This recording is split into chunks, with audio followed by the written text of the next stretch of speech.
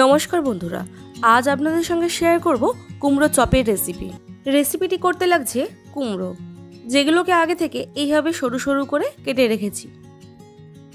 এখন চপের ব্যাটারটা বানানোর জন্য নিয়ে নেব 1 কাপ পরিমাণ বেসন, 1/4 কাপ কর্নফ্লাওয়ার, এছাড়া এরই সঙ্গে নিয়ে নেব 1/3 টিস্পুন করে হলুদের গুঁড়ো, লঙ্কার গুঁড়ো, স্বাদ মতো নুন, 1 চিমটে খাবার সোডা আর 1/3 টিস্পুন কালো জিরে। সব কিছু অ্যাড করা হয়ে গেলে একটু মিশিয়ে নেব। এখন অল্প অল্প করে জল দিয়ে ব্যাটারটা ভালোভাবে বানিয়ে নেব। এখানে আমি 1.5 কাপের মতো জল ব্যবহার করব। সবটুকু জল একসাথে দেবেন না, তাহলে পাতলা হয়ে যেতে পারে।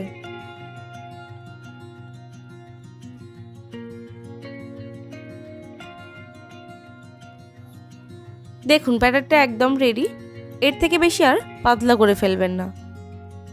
এখন কেটে রাখা কুমড়োর স্লাইসগুলোকে ব্যাটারে চুবিয়ে গরম তেলে দিয়ে দেব।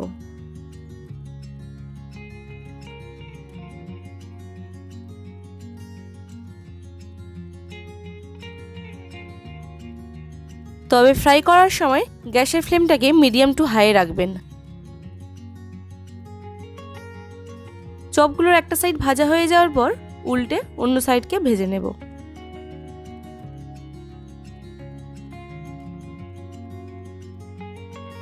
এভাবে উল্টে পাল্টে মিনিট 2-এর মতো ভেজে নেব।